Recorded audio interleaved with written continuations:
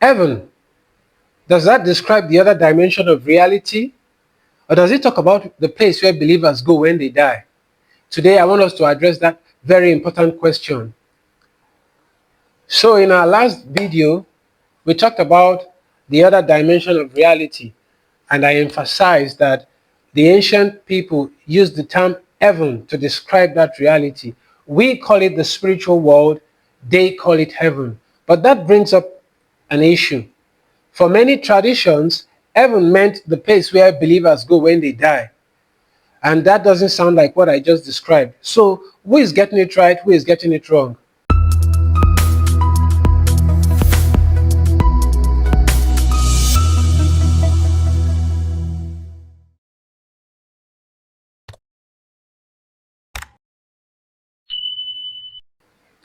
In order to clear up the misconception, we have to do a little bit of history and trace back ideas. So yes, for many believers, many Christians today, heaven literally means the place where we go when we die. There's a reason why we believe that. The main reason, if we want to get right to it, is because of foreign philosophy finding its way into Christian traditions. The Christian story is a further growth of the Jewish Israel story. And the Jewish Israel story is a unique story in the middle of other cultures.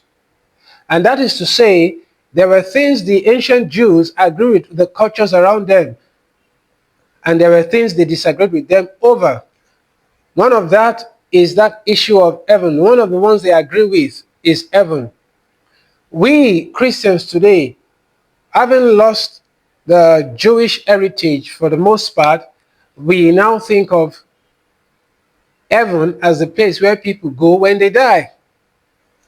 But it wasn't always thought of that way, especially the ancient people of God. They didn't think of heaven in that terms, in those concepts.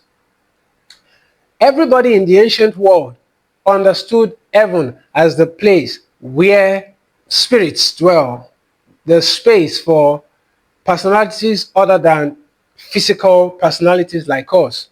Everybody in the ancient world understood that. The difference between what the ancient people of God, if you call them the Jews or Israel, the difference between what they believed and the culture surrounding them, what those believe, is that amongst the beings who dwell in the other dimension, only one deserves worship. For other cultures, since they are all powerful beings, then you give worship to every one of them. But not the ancient Israelites, not the ancient people of God. For them, there is one God, and every other personality in that other dimension are servants of that one God, and they get no worship. They are servants of that one God, just as we are servants of that one God. So the one who deserves to be worshipped, the one who is worthy of worship, is the one who made both all the personalities in that other dimension and all the creatures in this present physical reality that includes you and me. He is the one who made all.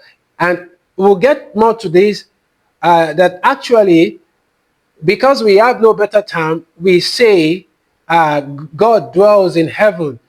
But if you follow the thinking, this approach of the ancient people of God, you realize that they understood how insufficient that language is. And at some point, you find them saying that he dwells in the heavens of heavens, in order to find a way to describe that he is on a different plane, not even on the same plane with whatever spiritual personalities we've talked about. He's not on the same plane with us, and he's not on the same plane with them. He exists on a whole different level. He is reality himself. That's how the ancient people understood the word heaven. It really meant that other dimension of reality where personalities that you don't see and can't touch and smell and hear literally physically, where they dwell. The idea that heaven is where we go when we die, like I said earlier, is a result of foreign philosophy finding its way into Christian traditions. Let's take some passages of the Bible to start with and realize why it doesn't work with our conception of heaven. The famous prayer, the Lord's Prayer, Our Father in heaven, hallowed be your name, thy kingdom come, thy will be done on earth as it is in heaven. If you think enough about that part, thy kingdom come, thy will be done on earth as it is in heaven, you would realize that heaven and earth then represents different halves of the same reality. His will is being done in heaven. His kingdom rules in heaven. He rules as king in heaven. But we also need that to be the reality in earth, the physical universe, the physical reality. We also need that to be true. We also need his rulership to come down, to play out in our physical reality. We also need his will to be done in our physical reality, just as it is being done in heaven. That prayer doesn't give any opinion like heaven is somewhere where people go when they die. It literally lets us know that there is that other reality, present reality. It's present reality where God's will is being done, where God's kingdom subsists. But in our own reality, the other half of reality, the physical, visible reality, it's not so much. And you all agree that the world isn't running the way it should be.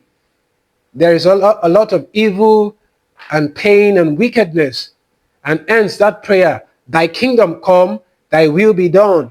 If God's will is being done, life wouldn't be the way it is. The wickedness, the evil that we find in our world wouldn't exist.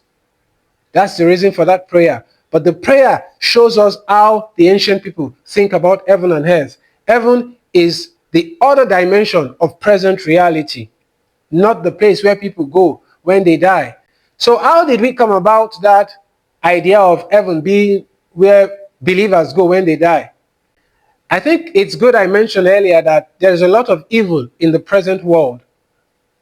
But certain traditions, which wasn't a tradition that believed in the God of Israel or the God who reigns above all, wrestling with the issues of evil and wickedness and death and sickness in our present world, their solution to that is to say, then the best thing is for us to get out of this physical reality and escape away. That's their answer to the problem of evil. There is evil in this world. It doesn't make sense. It makes life, whatever meaning that we find in life, death and evil is like a question mark behind whatever meaning and goodness and beauty and joy that we find in life. Evil and wickedness and death questions that. It says, is that really true? And certain philosophies wrestling with that question, that how can we talk about goodness and joy and life in the face of evil and darkness and wickedness? How do we talk about that? The only solution they could come up with is to say, this reality, this physical reality, this present reality doesn't really matter. The best thing is for us to escape away to heaven. And that's a philosophy. It wasn't what the people of God believed in the ancient world, certainly not in the days of Jesus or Peter or Paul. They didn't believe that, as that prayer I referenced earlier. But traditions that didn't believe in a God who could deal with evil, they thought the best solution, the solution they could come up with, is that escape solution. Let our souls, whatever remains of us when this body dies, let that soul escape away to heaven. That's their own solution. And it found its way into Christianity when people began to lose sight of the resurrection, and the resurrection being the proof that God would ultimately deal with death and all evil. Because after the resurrection of Jesus, you can see the fire with which his apostles launched out. It was fresh. And for hundreds of years, the reality of the resurrection as God's promise that he will ultimately deal with evil and death and wickedness, It was fresh on every believer's mind. But then we still find death going on, and after a while, the importance, the message of the resurrection got lost to many people. And then the old question of what do we say in the face of evil and wickedness and death, it emerged once again. And people went and retrieved, Christians went and retrieved that old solution, that the best thing is for our souls to escape away to heaven. And we dropped the original solution, which we find in that prayer, thy kingdom come, thy will be done on earth. I hope you're beginning to catch the drift where I'm going. We really need to change our understanding of what we as Christians believe when we use certain words about the spiritual, about heaven. And we not only need to change our understanding, we need to change our hope, our dreams, our prayer.